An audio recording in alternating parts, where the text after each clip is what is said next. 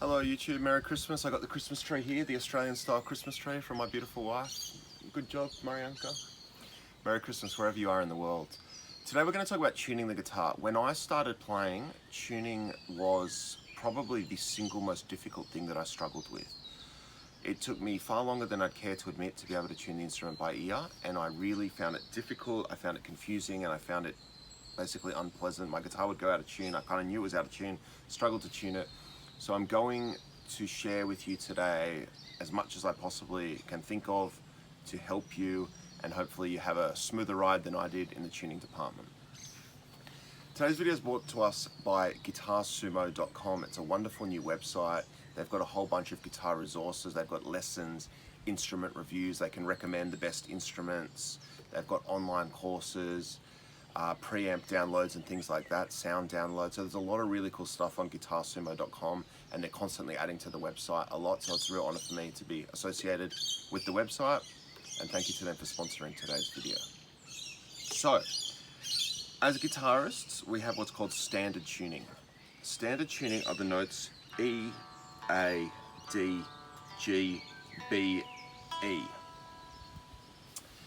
My research that I've done, which to be fair is quite limited, but I have done it, says that standard tuning, no one really knows who invented standard tuning or why exactly we tune to standard tuning. Standard tuning is quite interesting because the relationship between almost all of the strings is the same. So from E to A is 5 frets. 1, 2, 3, 4, well, not ignoring the open string.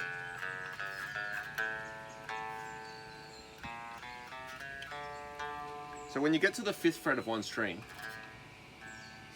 the next open string, for example, the 5th fret of the E string, the next open string, the A, should be the same note.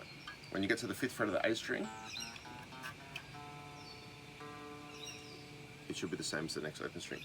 That relationship exists all across your guitar, except between the 3rd string and the 2nd string, the G string and the B string, where we only go up to the 4th fret of the G string to match the B string. And then back on the 5th fret of the B string, that 5 fret relationship continues. So that's an interesting relationship. Now, of course, electronic tuners exist. I highly recommend using them. No matter how good your ear is, it's great to have an electronic tuner. My favorite brand is Snark, just because they work the best for me. And even if you've got a perfect ear or whatever, when you're on stage, you want to be using an electronic tuner when you're in a jam room or something like that. So I definitely recommend it. There's also great resources online where you can just type into YouTube something like guitar tuning notes and you can tune to that. So as far as actually tuning the thing goes, I'm going to I'll deliberately put my A string out of tune. So it's deliberately out of tune. Now, how do we actually tune to that note? Well, there's 2 main ways of doing it without a tuner. This is what we call the 5th fret method, which I kind of just started explaining.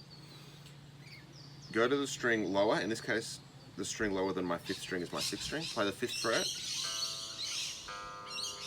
And you want those 2 notes to be the same.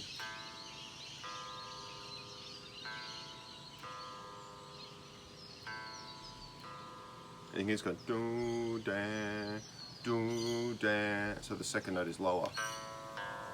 So I use my tuning pick to tune it up. Do, na, do, na. It's getting closer. Do, na. It's getting closer. When a string goes into tune, if you're lucky, you'll hear a real kind of almost like a beautiful harmony. It kind of, when it gets into the right place and the other one's still kind of ringing, you'll hear like some extra harmonics come in. That's kind of hard to describe. So I'd say that's pretty good. Sometimes you can play both of them together.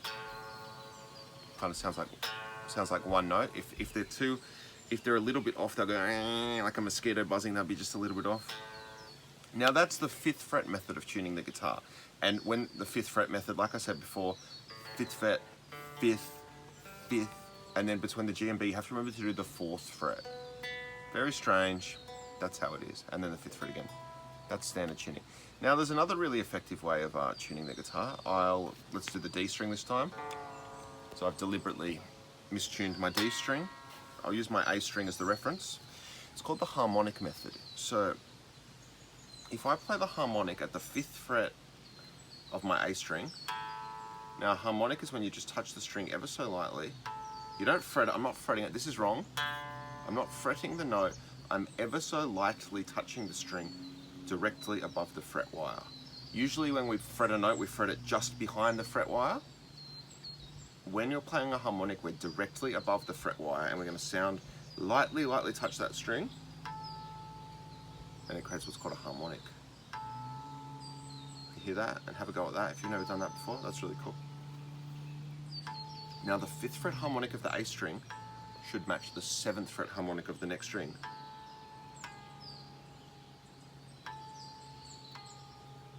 You can hear that's quite a bit flat. I can hear that kind of harmony coming, so we know we're getting close.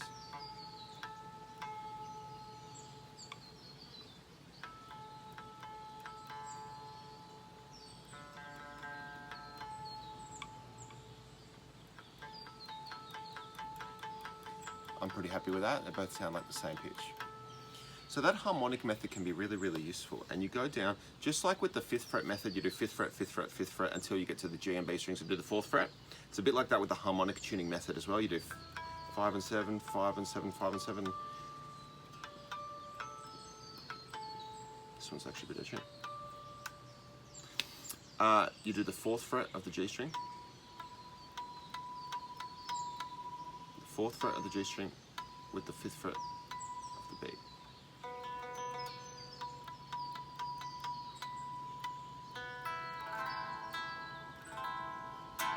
Sounds pretty good to me. So thank you all for watching today. Thank you guitarsumo.com. Hope your guitar's sounding nice and in tune, and I'll see you next time.